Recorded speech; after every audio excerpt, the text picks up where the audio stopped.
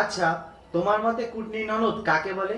কুটনি ননদ যে ডাইরেক্ট না ইনডাইরেক্ট ঘরে আগুন ধরিয়ে দেয় তাকেই কুটনি ননদ বলে। যখন সে নিজে বাইরে যাবে তখন সে স্বাধীন, আর যখন আমি বাইরে যাব আমার নাকি ডানা গজায়।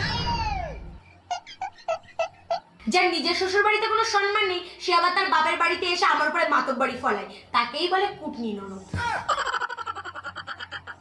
যখন কোথাও যাওয়ার সময় সে লেট করে তখন নাকি সে ব্যস্ত ছিল, আর আমি যদি লেট করি তাহলে আমি নাকি লাট সাহেবের বিটি। হ্যাঁ, এটাকেই কুটনি ননদ বলে।